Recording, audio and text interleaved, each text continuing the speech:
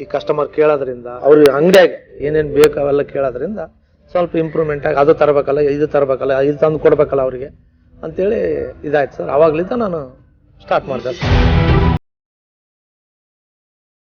ಬರೀ 16,000 ರೂಪಾಯಿ ಮನೆ ಹತ್ರ ಸಾಲ ಮಾಡಿ ನಾನು ಬಂಡವಾಳ ಹಾಕಿದ್ದೀನಿ. ಕನಿಷ್ಠ ಖರ್ಚು ಮಾಡ್ಕೊಂತ ನಾನು ಇಂಪ್ರೂವ್ಮೆಂಟ್ ಮಾಡ್ಕೊಂಡಿದ್ದೆ ಸರ್. 10 ಐಟಮ್ನಲ್ಲಿ 10 ತೊಗೊಂತೀವಿ ಅಂದರೆ ಸ್ವಲ್ಪ ನಮಗೆ ಕಮಿಷನ್ ಮಾದರಿ ಕೊಡ್ತಾರೆ ಸರ್. ಅವ ನಾವು 2 ರೂಪಾಯಿ ಆಗಲಿ ಒಂದು ಪ್ಯಾಕೆಟ್ಗಿಟ್ಟು ನಾವು ಮಾರಿ ಜೀವನ ಮಾಡ್ತೀವಿ. 7:30 ಮನೆ ಬಿಟ್ಟರೆ ಸಾಯಂಕಾಲ 4, 4:15, 5 ಗಂಟೆ ಆಗುತ್ತೆ ಸರ್ ನಾನು ಬರೋವಾಗ. ನಾನು ಒಂದು ಕನಿಷ್ಠ ಅಂದರೆ 15-20 ಹಳ್ಳಿ ತಿರುಗಿ ಬರ್ತೇನೆ. 20,000 25,000 ರೂಪಾಯಿಗೆ 600, 700, 500, 1000ವರೆಗೂ ನಾನು ಹಬ್ಬಗಳು ಬಂದಾದ್ರೆ ಒಳ್ಳೆ ವ್ಯಾಪಾರ ಆದರೆ 1000ವರೆಗೂ ಆಗುತ್ತೆ.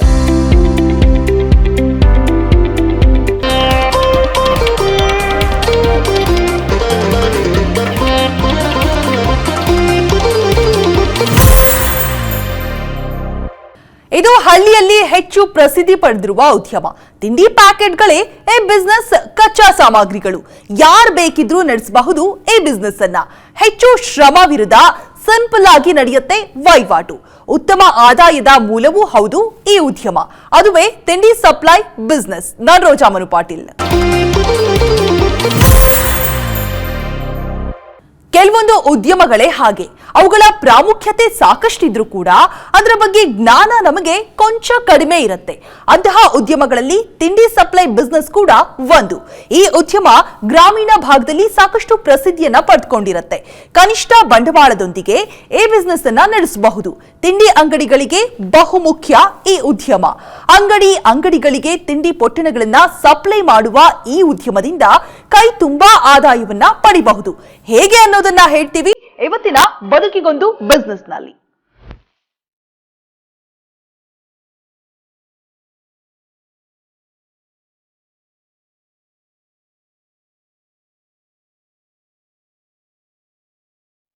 ಜೀವನದ ಬಂಡಿಯನ್ನ ನಡೆಸೋದಕ್ಕೆ 1000 ಮಾರ್ಗಗಳಿರುತ್ತೆ.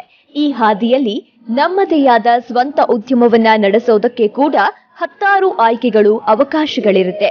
ಸ್ವ ಉದ್ಯಮಿಯಾಗಬೇಕು ಅಂದ್ರೆ ಇಂಥದ್ದೇ ಉದ್ಯಮವಾಗಬೇಕು ಅಂತೇನಿಲ್ಲ.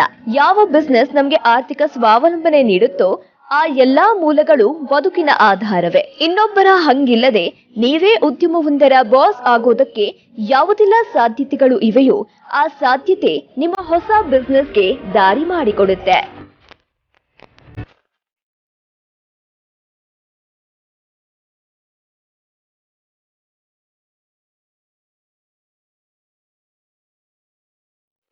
ನಿತ್ಯದ ಜೀವನದಲ್ಲಿ ನಾವು ಅದೆಷ್ಟೋ ಬಿಸ್ನೆಸ್ಗಳನ್ನ ನೋಡಿರ್ತೀವಿ.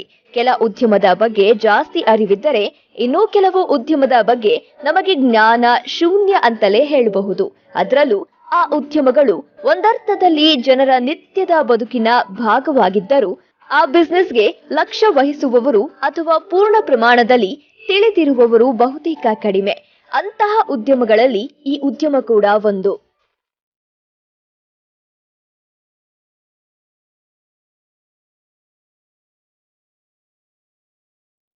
ಹೌದು, ಇದು ಪ್ರತಿ ಅಂಗಡಿಗಳಿಗೆ ತಿಂಡಿ ಪೊಟ್ಟಣಗಳನ್ನ ಸಪ್ಲೈ ಮಾಡುವ ಉದ್ಯಮ. ಓಮಿನಿ ಗಾಡಿಯಲ್ಲಿ ಅಥವಾ ಗೂಡ್ಸ್ ಟಿವಿಎಸ್ ಬೈಕ್ಗಳಲ್ಲಿ ಬೇರೆ ರೀತಿಯ ತಿಂಡಿ ಪ್ಯಾಕೆಟ್ಗಳನ್ನ ತುಂಬಿಸಿಕೊಂಡು ಸಪ್ಲೈ ಮಾಡುವ ಬಿಸ್ನೆಸ್ಗಳನ್ನ ನಾವು ನೋಡಿಯೇ ಇರ್ತೀವಿ. ಹಳ್ಳಿಗಳಲ್ಲಿ ಹೆಚ್ಚು ಪ್ರಸಿದ್ಧಿಯಾಗಿರುವ ಈ ಬಿಸ್ನೆಸ್ ನಗರ ಪ್ರದೇಶಗಳಲ್ಲಿ ಕೊಂಚ ಆಧುನಿಕವಾಗಿ ಸ್ಥಾನ ಪಡೆದಿರುತ್ತೆ ಅಷ್ಟೇ. ಎಷ್ಟೋ ಬಾರಿ ನಿತ್ಯ ನಾವು ಈ ರೀತಿ ತಿಂಡಿಗಳನ್ನ ಸಪ್ಲೈ ಮಾಡೋರನ್ನ ನೋಡಿದ್ರೆ ನಮ್ಗೆ ಇದೇನ್ ಮಹಾ ಕೆಲಸ ಅನ್ನಿಸಬಹುದು. ಆದ್ರೆ ಈ ಕೆಲಸ ಕೂಡ ಒಂದು ಉತ್ತಮ ಆದಾಯದ ಮೂಲ ಕೂಡ ಹೌದು. ಹೆಚ್ಚು ಕೆಲಸವಿಲ್ಲದೆ ಸಂವಹನವೇ ಆಧಾರ. ಜೊತೆಗೆ ವಿವಿಧ ಕಂಪನಿಯ ಮಾಲೀಕತ್ವದ ತಿಂಡಿಗಳೇ ಕಚ್ಚಾ ಸಾಮಗ್ರಿಗಳಾಗಿರುವ ಈ ಉದ್ಯಮ ಬದುಕಿಗೊಂದು ಉತ್ತಮ ನೆಲೆಯನ್ನ ಕೊಡುತ್ತೆ. ಆದ್ರೆ ಈ ಬಿಸ್ನೆಸ್ ನಡೆಸೋದು ಹೇಗೆ ಅನ್ನುವ ವಿಚಾರಗಳನ್ನ ತಿಳಿದುಕೊಳ್ಳೋದು ಬಹುಮುಖ್ಯ.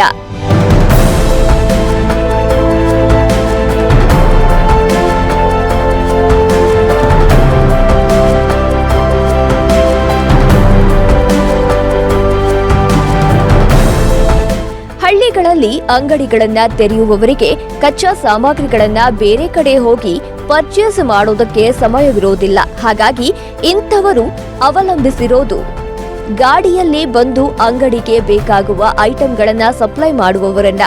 ಸೊ ಈ ಬಿಸ್ನೆಸ್ ಕೂಡ ನಿಮ್ಮ ಸ್ವಂತ ಉದ್ಯಮದ ಆಸೆಗೆ ದಾರಿಯೂ ಹೌದು.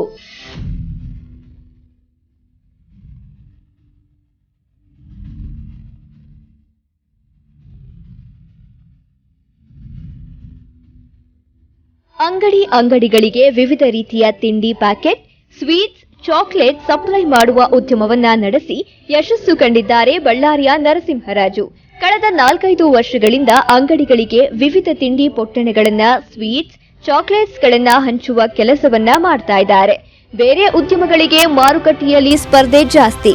ಇತರ ಉದ್ಯಮಕ್ಕೆ ಹೋಲಿಸಿದ್ರೆ ಈ ಬಿಸ್ನೆಸ್ನಲ್ಲಿ ಕಾಂಪಿಟೇಷನ್ ಕೊಂಚ ಕಮ್ಮಿ. ನರಸಿಂಹರಾಜುರವರು ತಮ್ಮ ಉದ್ಯಮದಲ್ಲಿ ಯಾವುದೆಲ್ಲ ತಿಂಡಿಗಳು ಮಾರ್ತಾರೆ ಅನ್ನೋದನ್ನ ಅವರೇ ಹೇಳ್ತಾರೆ, ಕೇಳಿ.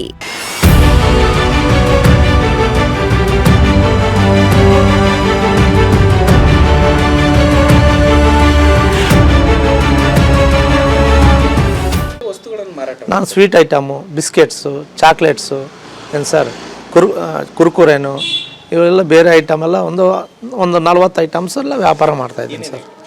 ಚಾಕ್ಲೇಟ್ ಐಟಮ್ ಸರ್, ಬಿಸ್ಕೆಟ್ಸ್ ಐಟಮ್ಲೇ ಒಂದು 10 ಐಟಮ್ ಇದ್ದಾವೆ, ಚಾಕ್ಲೇಟ್ಸ್ ಐಟಮ್ 10 ಐಟಮ್ ಇದ್ದಾವೆ, ಆಮೇಲೆ ಕುರ್ಕುರೆಲ್ಲ ಐಟಮು 10 ಇದ್ದಾವೆ, ಆಮೇಲೆ ಒಂದು ಸಣ್ಣ ಪೇಪರ್ ಐಟಮ್ಸು ಇದ್ದಾವೆ, ಆಮೇಲೆ ಸ್ವೀಟ್ಸಲ್ಲೇ ಒಂದು 20 ಐಟಮ್ಸ್ ಇದ್ದಾವೆ.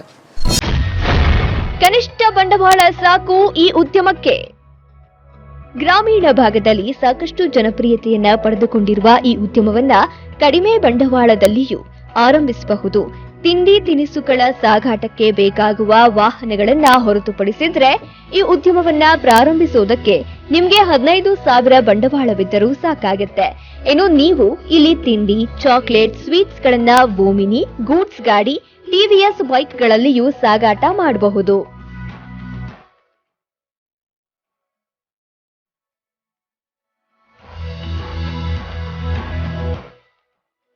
ಇದು ಸಣ್ಣ ಪ್ರಮಾಣದ ಉದ್ಯಮ ಆಗಿರೋದ್ರಿಂದ ನೀವು ಈ ಬಿಸ್ನೆಸ್ ಪ್ರಾರಂಭಿಸೋದಕ್ಕೆ ಯಾವುದೇ ರೀತಿಯ ಅನುಮತಿಯನ್ನ ಪಡೆದುಕೊಳ್ಳುವ ಅವಶ್ಯಕತೆ ಇರೋದಿಲ್ಲ. ಇನ್ನು ಈ ಉದ್ಯಮದಲ್ಲಿ ನೀವು ಮ್ಯಾನುಫ್ಯಾಕ್ಚರಿಂಗ್ ಕೆಲಸ ಮಾಡಬೇಕಾಗಿರುವ ಅವಶ್ಯಕತೆ ಇಲ್ಲ. ತಿಂಡಿ ಪೊಟ್ಟಣಗಳು ಹೋಲ್ಸೇಲ್ ದರದಲ್ಲಿ ಡೀಲರ್ಗಳ ಮೂಲಕ ನಿಮಗೆ ಸಿಗುವ ಕಾರಣದಿಂದ ಈ ಪ್ಯಾಕೆಟ್ಗಳನ್ನ ಪರ್ಚೇಸ್ ಮಾಡಿಕೊಂಡು ಅಂಗಡಿಗಳಿಗೆ ವಿತರಣೆ ಮಾಡೋದು ಮಾತ್ರ ನಿಮ್ಮ ಕೆಲಸವಾಗಿರುತ್ತೆ. ಇದು ಹೆಚ್ಚೇನೂ ಶ್ರಮದಾಯಕ ಕೆಲಸವಲ್ಲ. ಹಾಗಾಗಿ ಕಾರ್ಮಿಕರು ಇಲ್ಲದೆ ಕೂಡ ನೀವೊಬ್ಬರೇ ಈ ಬಿಸ್ನೆಸ್ ಅನ್ನ ಸಲೀಸಾಗಿ ನಡೆಸಬಹುದು.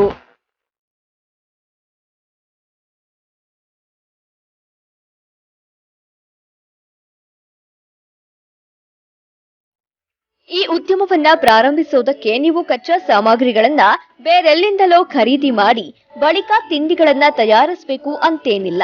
ಖಾದ್ಯಗಳ ತಯಾರಿಸುವವರ ಮೂಲಕ ನೇರವಾಗಿ ನೀವು ತಿಂಡಿ ತಿನಿಸುಗಳನ್ನ ಖರೀದಿ ಮಾಡಿ ಬೇರೆ ಬೇರೆ ಕಡೆಗೆ ಸಪ್ಲೈ ಮಾಡಬಹುದು.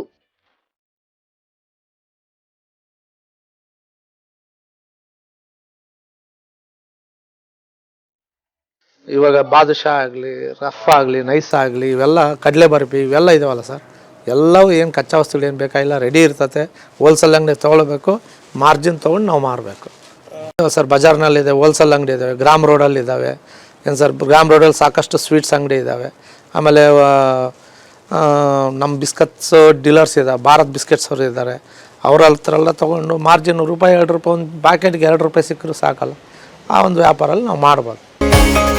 ಈ ಉದ್ಯಮಕ್ಕೆ ಇತರ ಉದ್ಯಮಗಳಂತೆ ಹೆಚ್ಚೇನು ಕೆಲಸವಿಲ್ಲ. ಆದ್ರೆ ಹೆಚ್ಚಿನ ಸಮಯವನ್ನ ಮೀಸಲಿರಿಸಿದ್ರೆ ನಿಮ್ಮ ಉದ್ಯಮಕ್ಕೆ ಹೆಚ್ಚು ವರದಾನವಾಗಲಿದೆ.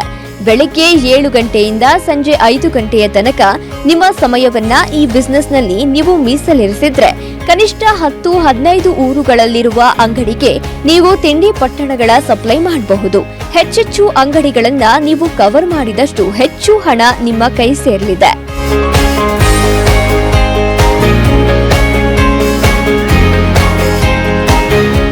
ಈ ಉದ್ಯಮಕ್ಕೆ ತಿಂಡಿ ಪ್ಯಾಕೆಟ್, ಸ್ವೀಟ್, ಚಾಕ್ಲೇಟ್ಗಳೇ ಕಚ್ಚಾ ಸಾಮಗ್ರಿಗಳು. ಸ್ಥಳೀಯ ಉತ್ಪಾದಕರಿಂದ ಖರೀದಿ ಮಾಡುವ ಈ ಐಟಂಗಳನ್ನ ಸೇಲ್ ಮಾಡೋದು ಹೇಗೆ, ಯಾವ ರೀತಿಯಲ್ಲಿ ಮಾರ್ಜಿನ್ಗಳನ್ನ ಫಿಕ್ಸ್ ಮಾಡಬೇಕು ಅನ್ನೋ ಕುರಿತಾದ ಡೀಟೇಲ್ಸ್ ಇಲ್ಲಿದೆ ನೋಡಿ.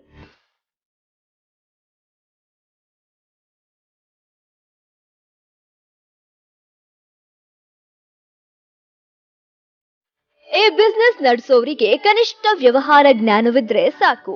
ಅಂಕಿ ಅಂಶಗಳ ಅರಿವಿರುವ ಯಾರು ಬೇಕಿದ್ರೂ ಈ ಉದ್ಯಮವನ್ನ ನಡೆಸಬಹುದು. ಇನ್ನು ಈ ಉದ್ಯಮದಲ್ಲಿ ನೀವು ಅಂಗಡಿಗಳಿಗೆ ಸಪ್ಲೈ ಮಾಡೋದಕ್ಕೆ ಬೇಕಾಗುವ ಎಲ್ಲಾ ಪ್ರಾಡಕ್ಟ್ಸ್ಗಳು ಒಂದೇ ಕಡೆಯಲ್ಲಿ ಸಿಗೋದಿಲ್ಲ. ಕನಿಷ್ಠ 20 ರಿಂದ 25 ಕಡೆಗಳಲ್ಲಿ ಹೋಲ್ಸೇಲ್ ದರದಲ್ಲಿ ಕಚ್ಚಾ ವಸ್ತುಗಳು ಅಂದ್ರೆ ತಿಂಡಿ ತಿನಿಸುಗಳನ್ನ ಖರೀದಿ ಮಾಡಿ ತರಬೇಕು.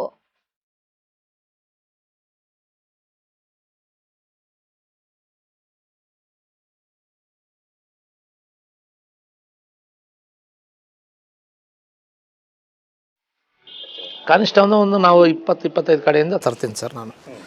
ಆ 20-25 ಕಡೆ ಐಟಮ್ ಎಷ್ಟು ಆಯ್ತದೆ ಹೇಳ್ರಿ, ಅಷ್ಟು ಐಟಮ್ನು ಒಂದು 20-20 ಕಡೆ 2 ಐಟಮ್ ತೊಗೊಂಡ್ರೆ 40 ಐಟಮ್ ಆಯ್ತು. 40 ಐಟಮ್ ನೀವು ವ್ಯಾಪಾರ ಮಾಡ್ಕೊಂಡು ಬರ್ಬೋದಲ್ಲ. ನೀವು ಈ ವಸ್ತುಗಳನ್ನ ಹೋಲ್ಸೇಲ್ ದರದಲ್ಲಿ ಖರೀದಿ ಮಾಡಿ ತಂದಿರ್ತೀರಿ. ಹಾಗಾಗಿ ಖರೀದಿ ಮಾಡಿ ತಂದ ಐಟಂಗಳನ್ನ ಮನೆಗಳಿಗೆ ಹೋಗಿ ಮಾರಾಟ ಮಾಡಿದ್ರೆ ನಿಮ್ಗೆ ವರ್ಕೌಟ್ ಆಗದೇ ಇರಬಹುದು. ಈ ಕಾರಣಕ್ಕಾಗಿ ನೀವು ಹೋಲ್ಸೇಲ್ ದರದಲ್ಲಿ ಖರೀದಿ ಮಾಡಿದ ಫುಡ್ ಐಟಂಗಳನ್ನ ಅಂಗಡಿಗೆ ಹೋಗಿ ಸೇಲ್ ಮಾಡಿದ್ರೆ ನಿಮ್ಗೂ ಹೆಚ್ಚಿನ ಆದಾಯ ದೊರೆಯುತ್ತೆ.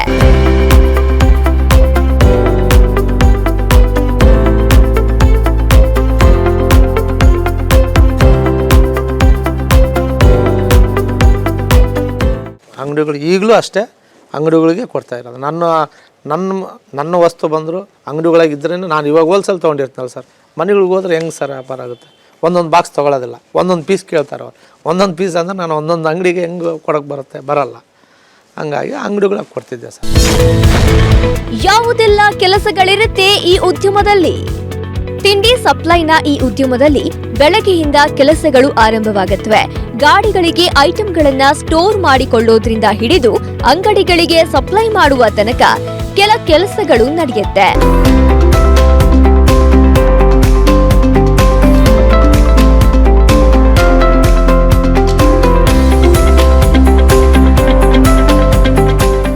ನಮ್ಮ ಸಾಮಾನುಗಳೆಲ್ಲ ನಾವು ರಾತ್ರಿನೇ ರೆಡಿ ಮಾಡಿ ಇಟ್ಕೊಂಡಿರ್ತೀವಿ. ಎಲ್ಲ ಚೀಲಗಳು ತುಂಬಿ, ಆ ಚೀಲಗಳು ತುಂಬಿ ಅದರಲ್ಲಿ ಕರೆಕ್ಟಾಗಿ ಇಟ್ಕೊತೀವಿ. ಯಾವ್ಯಾವ ಏನು ಅವ್ರು ಏನು ಕೇಳಿದ ತಕ್ಷಣ ಅವ್ರು ಕೈಯಾಗಿ ಸಿಕ್ತಿರ್ಬೇಕು. ಆ ಥರ ಒಂದು ಸಿಸ್ಟಮಲ್ಲಿ ಇಟ್ಕೊಂಡು ನಾವು ಅಲ್ಲಿಂದ ಹೋಗ್ತೀವಿ ಸರ್. ಏನು ಸರ್, ಅದು ಜೋಡಿಸ್ಕೊಂಡು ಒಂದು ಅರ್ಧ ಗಂಟೆ 3/4 ಗಂಟೆ ಬೇಕಾಗ್ತದೆ.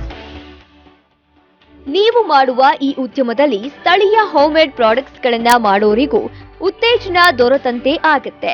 ಯಾಕಂದ್ರೆ ನೀವು ಈಗಾಗಲೇ ದೊಡ್ಡ ಮಾರುಕಟ್ಟೆಗಳನ್ನ ಸೃಷ್ಟಿ ಮಾಡಿಕೊಂಡಿರುವ ಬ್ರಾಂಡೆಡ್ ಕಂಪನಿಗಳ ತಿಂಡಿಗಳನ್ನ ಸೇಲ್ ಮಾಡೋದಕ್ಕಿಂತ ಹೆಚ್ಚಾಗಿ ಸ್ಥಳೀಯ ತಯಾರಕರ ತಿಂಡಿಗಳನ್ನೇ ಜಾಸ್ತಿ ಸೇಲ್ ಮಾಡ್ತೀರಿ.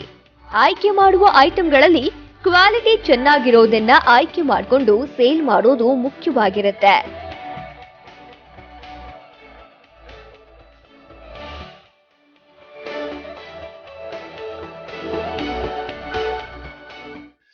ಯಾವ ಬ್ರ್ಯಾಂಡ್ ಇಲ್ಲ ಸರ್, ಎಲ್ಲವೂ ಬ್ರ್ಯಾಂಡ್, ಎಲ್ಲ ಲೋಕಲ್ ಬ್ರ್ಯಾಂಡೇ. ಏನು ಸರ್, ಎಲ್ಲವೂ ಬಜಾರ್ದಲ್ಲಿ ಸಿಗ್ತದೆ. ಆ ಬಜಾರ್ದಲ್ಲಿ ಸಿಗ್ತಕ್ಕಂಥನೇ ಮಾಲ್ ಸಿಗ್ಬೋದು. ಬ್ರ್ಯಾಂಡೆಡ್ ಅಂತ ಕ್ವಾಲಿಟಿ ಚೆನ್ನಾಗಿದ್ದರೆ ಆಯಿತು. ಬ್ರ್ಯಾಂಡ್ ಅಂಬೋದು ಹೆಸರು ಅಷ್ಟೇ. ಬ್ರ್ಯಾಂಡ್ ಅಂಬೋದು ಏನು ಸರ್, ಬ್ರ್ಯಾಂಡು ಕ್ವಾಲಿಟಿ ಚೆನ್ನಾಗಿದ್ದರೆ ಆಯಿತು. ಯಾವ ಬ್ರ್ಯಾಂಡ್ ತಗೊಂಡು ಏನೂ ಬೇಕಾಗಿಲ್ಲ. ಮಾರ್ಜಿನ್ಗಳನ್ನ ಹೇಗೆ ಫಿಕ್ಸ್ ಮಾಡಬಹುದು? ತಿಂಡಿಗಳನ್ನ ಸಪ್ಲೈ ಮಾಡುವ ಸಂದರ್ಭದಲ್ಲಿ ನಿಮ್ಗೆ ವೆಹಿಕಲ್ಸ್ಗಳ ಅವಶ್ಯಕತೆ ಅಗತ್ಯವಿರುತ್ತೆ. ಸಾಗಾಟಕ್ಕೆ ಯಾವ್ದಾದ್ರೂ ಒಂದು ವಾಹನವನ್ನ ನೀವು ಹೊಂದಿರೋದು ಬಹುಮುಖ್ಯ.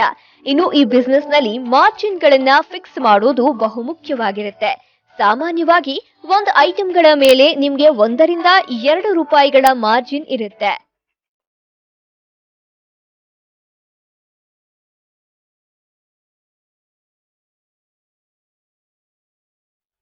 ಎಲ್ಲ ಸಾಮಾನನ್ನು ನಾವು ಒಂದೇ ಕೈಯಲ್ಲಿ ಇಟ್ಕೊಳಕ್ ಆಗಲ್ಲ, ಅಲ್ಲಿ ತಿರ್ಗಕ್ಕಾಗಲ್ಲ. ಹಂಗೆ ಪರಿಚಯ ನಾವು ಸೇಲ್ಸ್ಮೆನ್ ಅಂತ ಹೇಳಿದರೆ, ನಾವು ಹಿಂಗೆ ಹಳ್ಳಿಗಳು ತಿರ್ತೀವಿ ಸೇಲ್ಸ್ಮೆನ್ ಅಂತಂದರೆ ಅವರು ಸ್ವಲ್ಪ ಮಾರ್ಜಿನ್ ಕೊಟ್ಟು ಇಷ್ಟೇ ಮಾರ್ಬೇಕು ನೋಡಪ್ಪ, ಇಷ್ಟೇ ಇಲ್ಲ ಅಂತ ಹೇಳ್ತಾರೆ. ಆಗಲೇ ಈ ಒಂದು ಬಿಸ್ಕೆಟ್ ಆಗಲಿ ಅವ್ರಿಗೆ 50 ರೂಪಾಯಿ ಬೀಳ್ತದೆ, ನಮ್ಗೆ 50 ರೂಪಾಯಿ ಕೊಟ್ಟು ನಾವು 55 ರೂಪಾಯಿ 52 ರೂಪಾಯಿ ಕೊಡಬೇಕು. ಆ ಥರ ಒಂದು ಕೊಟ್ಟರೆ ಸಕ್ಸಸ್ ಆಗಿ ಆಗ್ತೀವಿ. ನಾವು ಅವ್ನು ಕೊಡೋದು 50-60 ರೂಪಾಯಿ ಮಾಲ್ ಇರ್ತದೆ, ಅವನು ಕೊಡೋದು 52 ರೂಪಾಯಿ ಕೊಡ್ತಾನೆ. ನಾವು 60 ರೂಪಾಯಿ ಮಾರಿದ್ರೆ ಅವನೇನು ತೊಗೊಳ್ಳೋದಿಲ್ಲ. ನಾವು ಅದು 1 ರೂಪಾಯಿ ಮಾರ್ಜಿನ್ ಇಟ್ಕೊಂಡಾಗಲಿ. ಆಸೆ ಕಮ್ಮಿ ಇರಬೇಕು. ನನಗೆ ಹೆಚ್ಚಿಗೆ ಲಾಭ ಬರಬೇಕಂತೇಳಿ ಆಸೆ ಮಾಡಿ ನಾವು ಕೆಲಸ ಮಾಡಬಾರ್ದು. ಇದ್ದಿದ್ದರಲ್ಲೇ ತೃಪ್ತಿ ಆಗುತ್ತಪ್ಪ ಅಂಥೇಳಿ ಕೆಲಸ ಮಾಡ್ಬೋದು. ಹಂಗಾಗಿ ಹಂತವಾಗಿ ನೀವು ಇಂಪ್ರೂವ್ಮೆಂಟ್ ಆಗ್ತದೆ.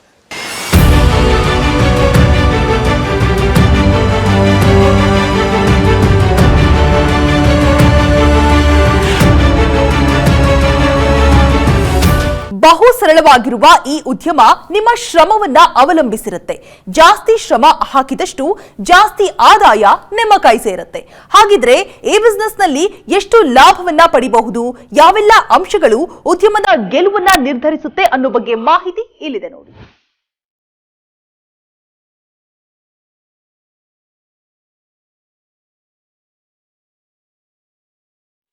ಬಿಸ್ನೆಸ್ನಲ್ಲಿ ಶ್ರಮ ವಹಿಸಿದ್ರೆ ಮಾತ್ರ ಪ್ರತಿಫಲ ಅನ್ನುವ ತತ್ವಗಳನ್ನ ನೀವು ಅರಿತುಕೊಳ್ಬೇಕು. ಇಂದು ವ್ಯಾಪಾರ ಆಗಿಲ್ಲ ಅಂದ್ರೆ ನಾಳೆ ಆಗತ್ತೆ ಅನ್ನುವ ಆಶಾಭಾವನೆ ಇರಬೇಕು. ಆದ್ರೆ ಈ ವಿಚಾರದಲ್ಲಿ ನಿರ್ಲಕ್ಷ್ಯವನ್ನ ವಹಿಸದೆ ಕಷ್ಟಪಟ್ಟು ದುಡಿಯೋದನ್ನ ಕಲಿತುಕೊಳ್ಬೇಕು. ವ್ಯಾಪಾರ ಆಗದೇ ಇದ್ದಾಗ ಸೋತೆ ಅಂತ ಕೈಚೊಲ್ಲಿ ಕೂರೋದು ಸರಿಯಲ್ಲ.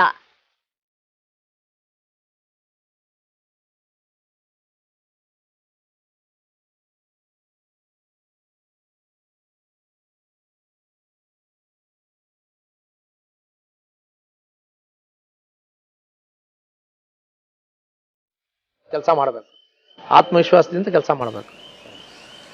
ಇದು ಏನಾಯ್ತು ಇವತ್ತು ವ್ಯಾಪಾರ ಆಗಿಲ್ಲ ಬಿಡಪ್ಪ, ನಾಳೆ ಏನು ಹೋಗ್ತೀರಿ ಅನ್ನಂಗಿಲ್ಲ. ಇವತ್ತಾಗಿಲ್ಲ ನಾಳೆ ಆಗ್ತದೆ, ಇವತ್ತಾಗಿಲ್ಲ ನಾಳೆ ಆಗ್ತದೆ, ಹಿಂಗೆ ಒಂದು ಮೆಟ್ಲು ಎತ್ಕೊಂಡು ಹೋಗ್ಬೇಕಾಗಲಿ. ಇವತ್ತಾಗಿಲ್ಲ ಅಂದ್ರೆ ಕೈ ಬಿಡೋದಲ್ಲ. ಪ್ರಾಮಾಣಿಕತೆ ಮುಖ್ಯ ಈ ಉದ್ಯಮದಲ್ಲಿ ಪ್ರಾಮಾಣಿಕತೆ ಬಹುಮುಖ್ಯ. ಜೊತೆಗೆ ಲೆಕ್ಕಾಚಾರಗಳಲ್ಲಿ ಪಕ್ಕಾ ಆಗಿರೋದು ಕೂಡ ಇಂಪಾರ್ಟೆಂಟ್ ಆಗಿರುತ್ತೆ. ನರಸಿಂಹರಾಜು ಅವರು ಉದ್ಯಮದಲ್ಲಿ ಇಂತಹ ವಿಚಾರಗಳಲ್ಲಿ ಮುತುವರ್ಜಿ ವಹಿಸ್ತಾ ಬಂದಿರೋದ್ರಿಂದ ಗ್ರಾಹಕರಿಂದ ನಂಬಿಕೆಯನ್ನ ಕೂಡ ಪಡೆದುಕೊಂಡಿದ್ದಾರೆ. ಹಾಗಿದ್ರೆ ಇಲ್ಲಿ ಲೆಕ್ಕಾಚಾರಗಳನ್ನ ಹೇಗೆ ನಡೆಸಬೇಕು ಅನ್ನೋದರ ಬಗ್ಗೆ ನರಸಿಂಹಸ್ವಾಮಿಯವರೇ ವಿವರಿಸ್ತಾರೆ, ಕೇಳಿ.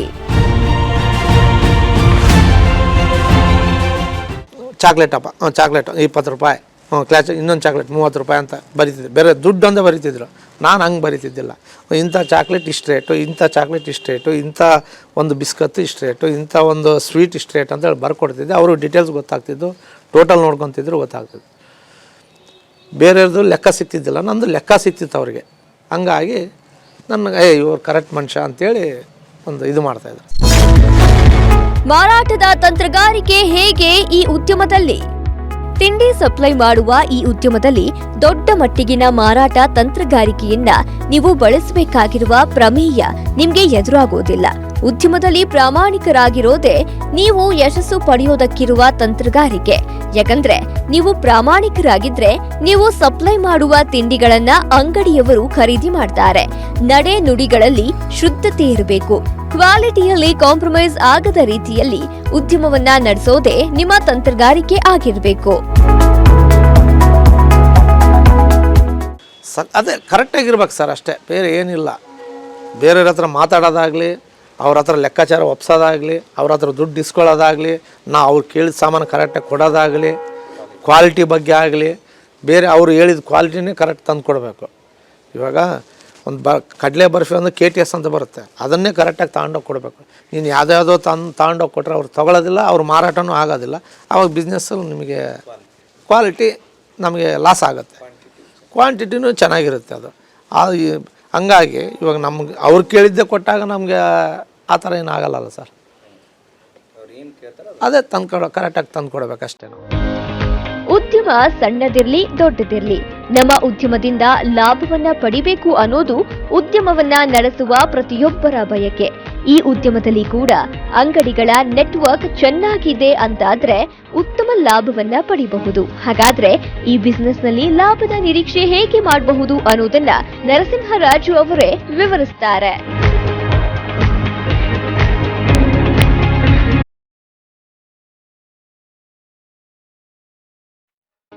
ಡೈಲಿ ಒಂದು 25-30 ಸಾವಿರ ರೂಪಾಯಿ ಬರ್ತದೆ ಸರ್, ವ್ಯಾಪಾರ ಆಗುತ್ತೆ. 25 ಅಂದರೆ 10,000 ರೂಪಾಯಿಗೆ 200-300 ರೂಪಾಯಿ ಉಳಿತದೆ. ಒಂದು 20,000-25 ಸಾವಿರ ರೂಪಾಯಿಗೆ 600, 700, 500, 1000ವರೆಗೂ ನಾನು ದುಡ್ಡು. ಹಬ್ಬಗಳು ಬಂದಾದರೆ ಒಳ್ಳೆ ವ್ಯಾಪಾರ ಆದರೆ 1000ವರೆಗೂ ಆಗುತ್ತೆ. ಮಾಮೂಲು ಟೈಮಲ್ಲಿ 500-600 ರೂಪಾಯಿಗಂತೂ ಬೈಯಲ್ಲ ಸರ್. ಆ ಥರ ಉಳಿತಾಯ ಆಗುತ್ತೆ. ನಮ್ಮದು ವೆಚ್ಚನೂ ಕಮ್ಮಿ ಮಾಡ್ಕೋಬೇಕು. ಎಲ್ಲಂದ್ರಲ್ಲೇ ಊಟ ಮಾಡೋದಾಗಲಿ, ನಾವು ಮನೆ ಕಡೆಯಿಂದನೇ ಊಟ ತಗೊಂಡು ಹೋಗ್ತೀವಿ. ಇನ್ನು ನೀವು ತಿಂಡಿಗಳನ್ನ ಅಂಗಡಿಗಳಿಗೆ ಸಪ್ಲೈ ಮಾಡೋದಕ್ಕೆ ಹೋಗುವ ಸಮಯದಲ್ಲಿಯೂ ಒಂದಷ್ಟು ಜಾಣ್ಮೆಯನ್ನ ವಹಿಸಬೇಕಾಗುತ್ತೆ.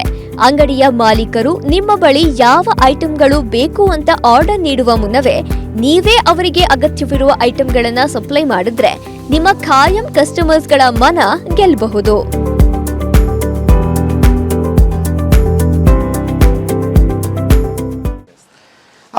ಅವ್ರು ಕೇಳಿದ ತಕ್ಷಣ ಅವ್ರಿಗೆ ಏನು ಕೇಳ್ತಾರೆ, ಇವಾಗ ಅಂಗಡಿಗೆ ಏನು ಬೇಕಂಬಂದು ನಮಗೆ ಗೊತ್ತಾಗುತ್ತಲ್ಲ ಸರ್. ಆಗಲೇ ಅವ್ರು ಓದ್ತಾರೆ. ಇವಾಗ ಅಂಗಡಿಗೆ ಹೋಗ್ತೀವಿ, ಅವ್ನಿಗೇನು ಬೇಕು, ಯಾವ ಸ್ವೀಟ್ ಬೇಕು, ಯಾವ ಬಿಸ್ಕೆಟ್ ಬೇಕು, ಇಲ್ಲಿ ಯಾವ ಸೇಲ್ದು ಐತೆ, ಪಾರ್ಲೇಜಿ ಐತೆ, ಗುಡ್ಡೆ ಐತೆ, ಮತ್ತು ಬೇರೆ ಮಾಮ್ಸ್ ಮ್ಯಾಜಿಕ್ ಇದೆಯಾ, ಏನು ಯಾವ, ಮತ್ತು ಪತಂಜಲಿ ಇದೆಯಾ, ಯಾವ ಬಿಸ್ಕೆಟ್ ಫಾಸ್ಟ್ ಇದೆ, ಮತ್ತು ಇದು ಲಾಲಿಪಾಪ್ ಫಾಸ್ಟ್ ಇದೆ, ಯಾವ ಚಾಕ್ಲೇಟ್ ಫಾಸ್ಟ್ ಇದೆ. ಇಲ್ಲಿ ಆ ಒಂದು ವಸ್ತುಗಳಲ್ಲಿ ತೊಗೊಂಡೋಗಿ ಅವ್ರು ಕರೆಕ್ಟಾಗಿ ಕೊಟ್ಬಿಟ್ರೆ ಏನು ತೊಂದರೆ ಇಲ್ಲ ಸರ್. ಅವ್ರ ಜೊತೆಗೆ ಮಾತಾಡ್ಕೊಂತಾಗಲಿ, ಅವ್ರ ಜೊತೆ ಮಾತಾಡ್ಕೊತಾಗಲಿ, ಅವ್ರನ್ನ ಹತ್ರ ಕನ್ವಿನ್ಸ್ ಮಾಡ್ಕೊಳ್ಳೋದಾಗಲಿ, ಅವ್ರ ಹತ್ರ ಖುಷಿಯಿಂದ ಮಾತಾಡೋದಾಗಲಿ, ಹಿಂಗಾಗಿ ಮಾಡಿದರೆ ಸಕ್ಸಸ್ಫುಲ್ಲಾಗಿ ಕಾಣ್ತೀವಿ ಸರ್ ನಾವು.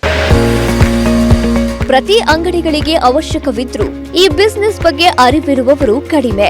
ನೋಡೋದಕ್ಕೆ ಸರಳ ಅನಿಸುವ ಈ ಉದ್ಯಮವನ್ನ ಆರಂಭಿಸಿ ಪ್ರಾಮಾಣಿಕತೆಯಿಂದ ವ್ಯವಹಾರ ನಡೆಸಬೇಕು. ಜೊತೆಗೆ ಸಂವಹನ ಕೌಶಲ್ಯ ನಿಮಗೆ ಕರಗತವಾಗಿದ್ರೆ ಈ ಉದ್ಯಮದಲ್ಲಿ ನೀವು ಯಶಸ್ಸು ಪಡೆಯಬಹುದು.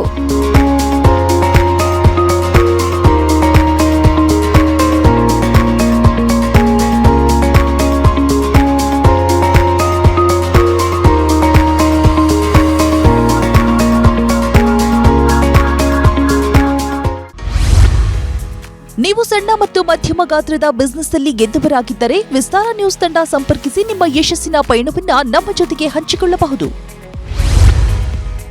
ವಿಸ್ತಾರ ನ್ಯೂಸ್ ನಂಬರ್ 1, 2 ಮತ್ತು 4ನೇ ಮಹಡಿ, the new Indian express building, block 2 ಮತ್ತು 3, ಕ್ವೀನ್ಸ್ ರಸ್ತೆ, ಬೆಂಗಳೂರು 560001. Phone number 9606942030.